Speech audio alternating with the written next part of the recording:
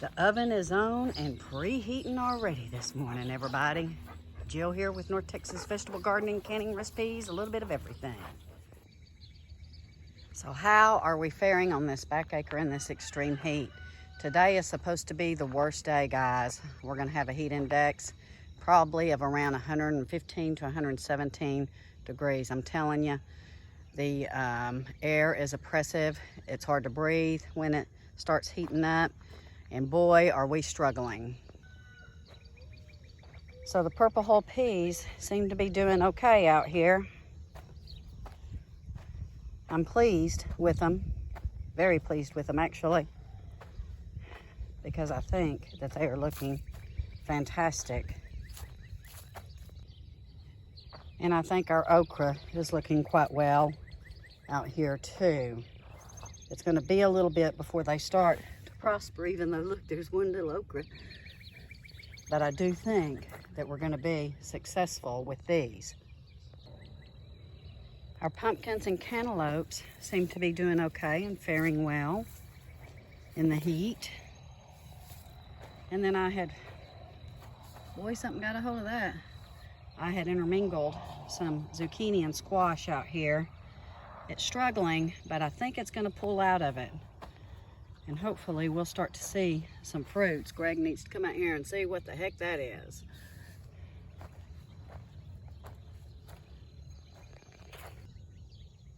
We have some melons coming in on this one.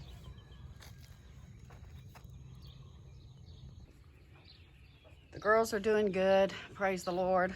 We've been coming out here and watering down their cage between 4 and 5. Now luckily that barn shades and we got some shade cloth over them, so it keeps them shaded until around that time, and then the heat does kick in for about an hour or two, and so then we come out here and hose them down. We also put a frozen milk jug in there yesterday for them to huddle up next to, and believe it or not, they did. If we didn't have this pool, guys, we'd really struggle, because this is a quick cool off when we're working to come and hop in. Even though the water feels like it's bath water right now, it's probably about 80 degrees. But once we get out, if there's a little breeze, it keeps us cool and cooled down. But I'm telling you, the heat is different and it beats down on your head. Greg has pulled some suckers off the Perone tomatoes, because let me show you what they're looking like. Actually, we're okay, but let me show you what the heat is doing.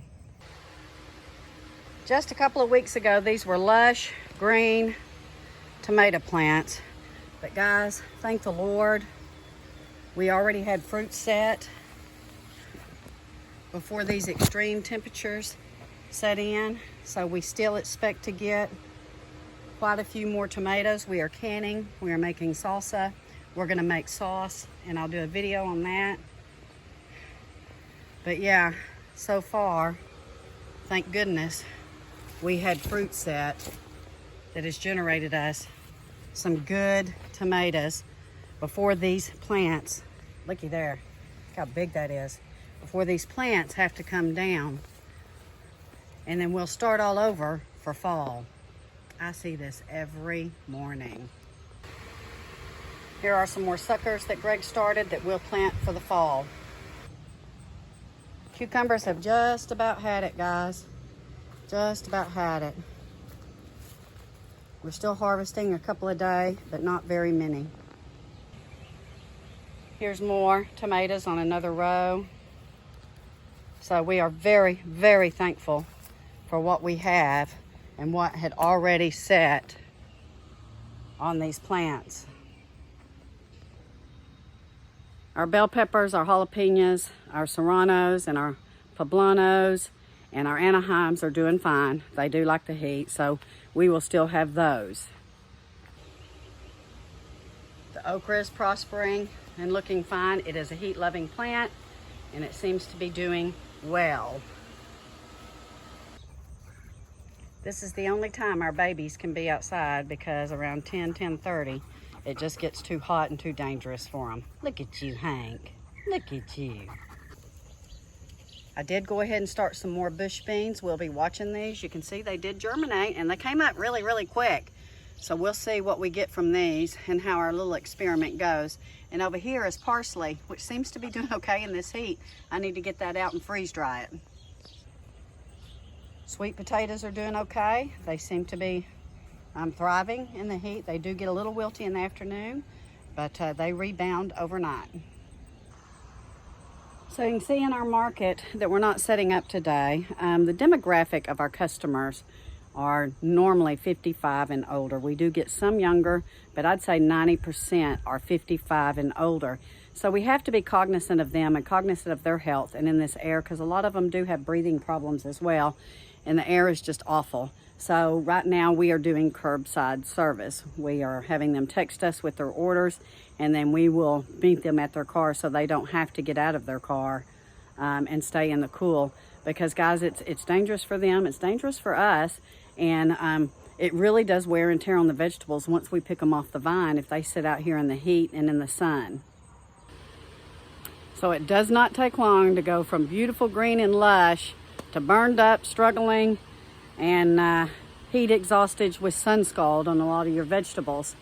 So we are working very hard to keep an eye on the tomatoes and then harvest them as quickly as we can. And if we don't sell them, guys, we go ahead and convert them into something else that we can possibly sell, and also to put on our shelf to make shelf stable.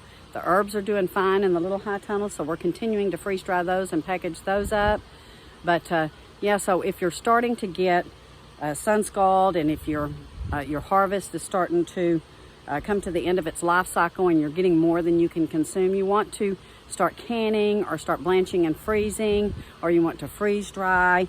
Just don't let your harvest go, because our gardening times are changing each and every year, guys. And right now in Texas, our summers are just extremely hot. You remember we were in a drought last year and extremely hot, and we've not had rain in my area probably in almost a month. So it's very, very dry. The 4th of July is coming up. That's concerning for us, because we do have these fields around us, and so we do worry about fires and stuff.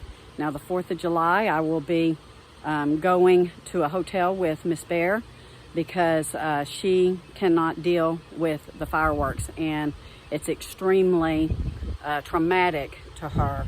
And so we have to make provision and have to make plans to keep her safe. So I will be going to the La Quinta, where they will accept pets, and she and I will be staying the night there. Pop and Greg will be staying on site here to make sure that we don't get any fires. Another thing that you always have to be worried about with these high tunnels on the 4th of July is bottle rockets and fireworks piercing the plastic on one of these high tunnels, and so Greg will have to keep these watered down.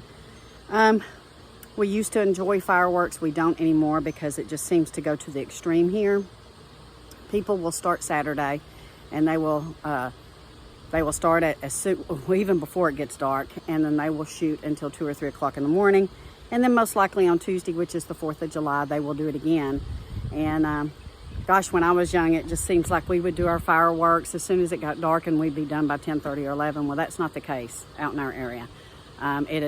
Sounds like a war zone out here. And I really wish that they would do something about that, honestly. It's not that I'm an old fuddy-duddy, but it is that I don't want to hear these mortars going off till about 3 o'clock in the morning. It is exhausting, and it just sounds like they're shooting them right at our house.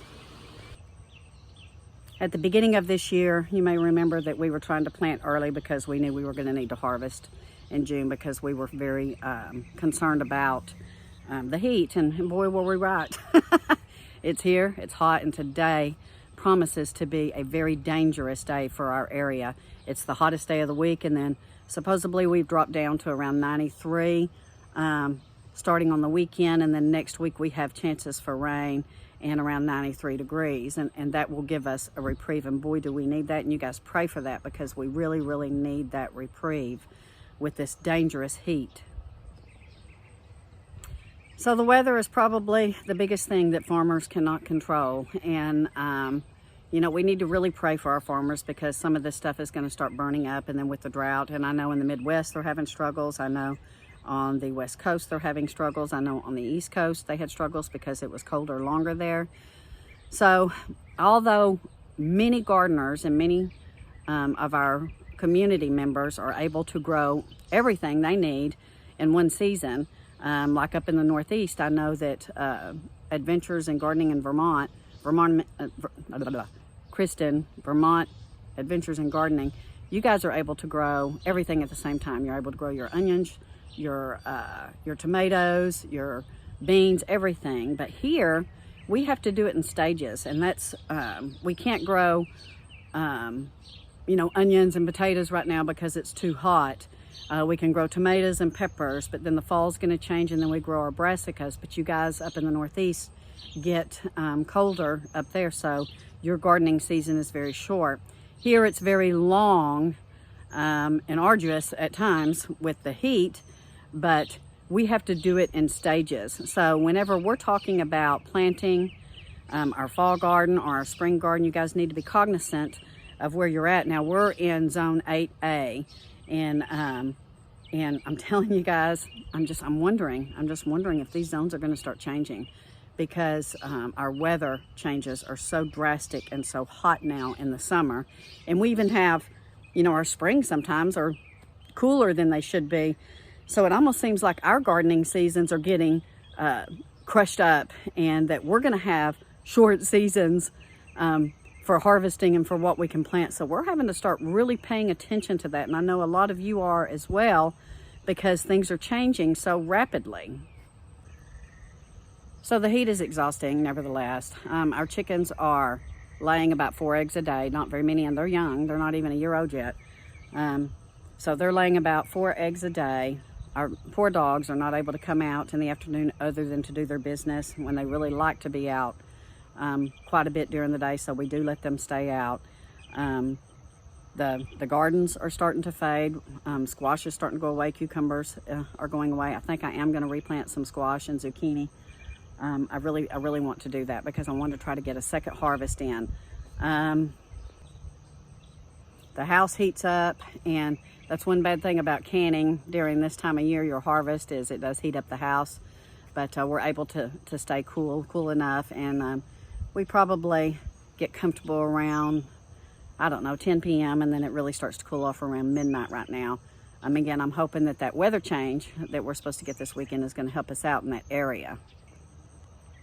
We are in an El Nino pattern, and they're saying that when we have El Nino patterns here in Texas, we have a very wet fall. Right now, I really don't care. I'll take a very wet fall.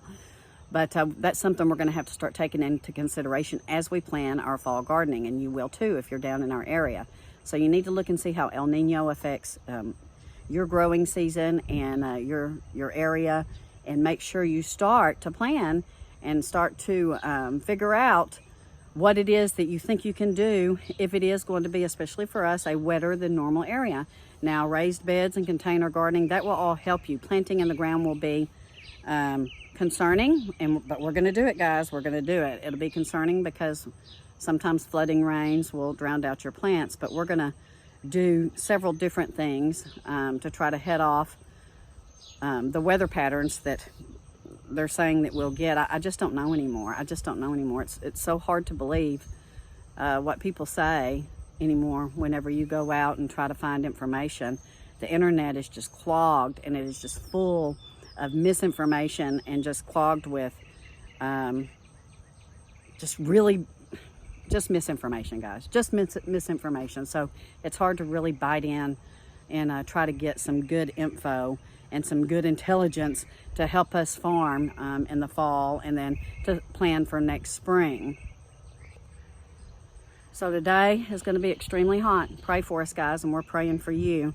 It's going to be extremely hot. Be careful. Heat exhaustion is real. Heat stroke is real. You guys have got to be careful in this heat and in this humidity. The humidity is worse than I've ever seen it in the past years. We do have humid days, but not prolonged like we've had here in June. And so we're really hoping for a reprieve on that. Be safe, guys. Be safe. Make sure you stay hydrated. Make sure that you can get to a cool place. If you have a swimming pool, jump in there.